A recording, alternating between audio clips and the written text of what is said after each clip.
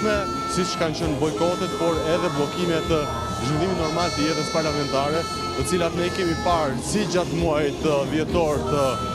vitit të shkuar, por edhe në rinisje të sesionit parlamentar, deputetët e Partisë Demokratike e kanë vijuar atë që e cilësojnë një betejë e cila këtë herë sipas tyre do të jetë e pandalshme deri në arritjen e objektivave dhe qëllimeve që Partia Demokratike ka përcaktuar, pra që duhet të jetë largimi e kryeministit Rama nga qeverisja së bashku me gjithë ekipin e tij qeverisës për t'i lënë vend një qeverie teknike, e cila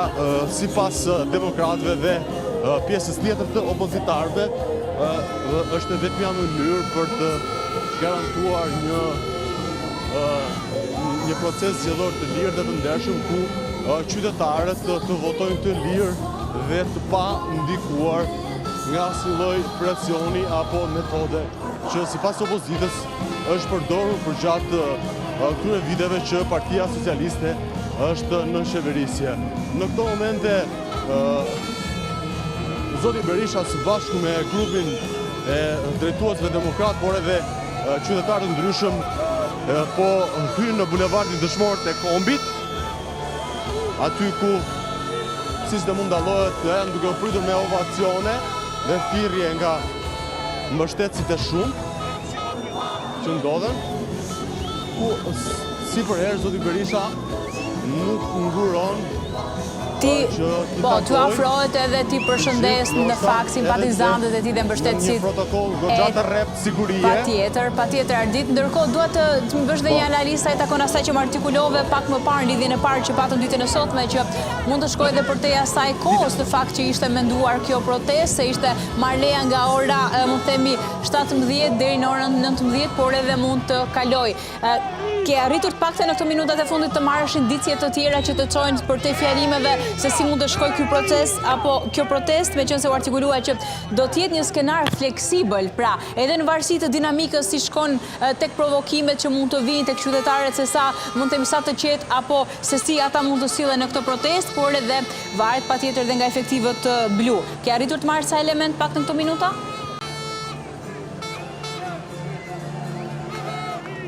Po në fakt janë të gjitha skenaret sipas burimeve jo zyrtare, por edhe në deklaratat publike që drejtuesit e Partisë Demokratike kanë dhënë gjatë ditës së sotme, i kanë lënë të hapura të gjitha variantet, kështu që mbetet për të parë nëse kjo protestë do të mbetet vetëm paqësore, ashtu sikurse zoti Berisha ka deklaruar në disa raste, apo mund të eskalojë në skena apo situata të dundshme të cilat mund ta precipitonin këtë protestë, por ndoshta edhe reagimin nga ana e uniformave të policisë së shtetit, të cilat ashtu sikurse kolegja Sara Demushi raportoi pak më parë, janë në numër të konsiderueshëm gjatë mbrëmjes së sotme në terren.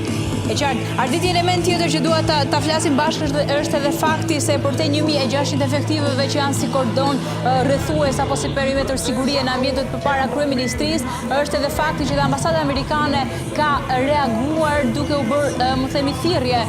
qytetarëve, por edhe atyre që jetojnë në vendin tonë që të bëjnë kujdes. Pra, si mund ta lexojmë në këtë deklaratë që vjen nga ky institucion?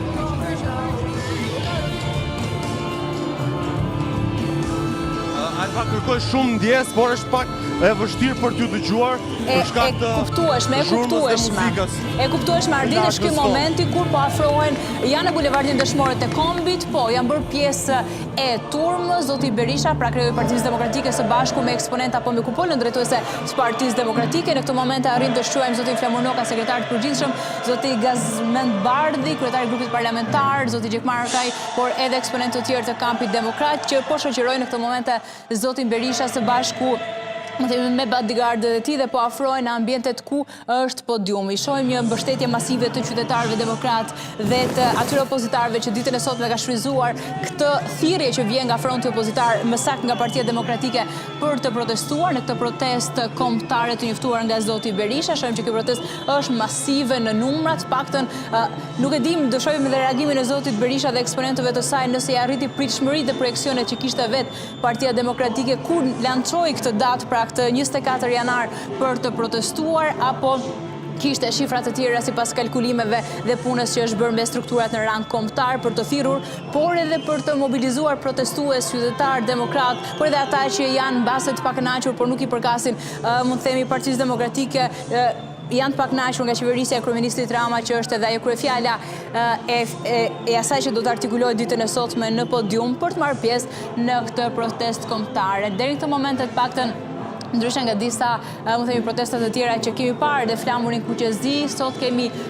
të rrallë, në fakt, mund themi, në momente sporadike arrim të shquajmë dhe flamurin e Partisë Demokratike, por ja, është dhe flamuri kuqezi, janë këto momentet kur po afrohet afër podiumit zoti Berisha, në kushte të rrepta në fakt të sigurisë së tij vetjake, por edhe janë eksponentët e Partisë Demokratike, ku po la drejtuese, po takon edhe disa prej aleatëve, mund themi, është Tedi Plushi, sekretari i i Partisë së Lirisë, Bars Pahia, Aleksandër Biberaj, edhe të tjerë eksponentë demokrat, në fakt për edhe opozitar, ditën e sotme që janë bashkuar kësaj proteste të njoftuar për këtë 24 janar nga mund të themi zoti Berisha, nga selia e Partisë Demokratike, pas mund të themi bisedimeve që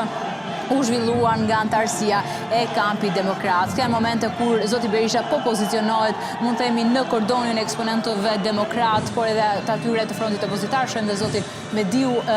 nga Partia Republikane pjesëmarrës në këtë protestë, dhe presim në pak momente, sepse do të nisë tashmë dhe zyrtarisht se kush do të mbajë fjalën i pari për të celur edhe këtë protestë.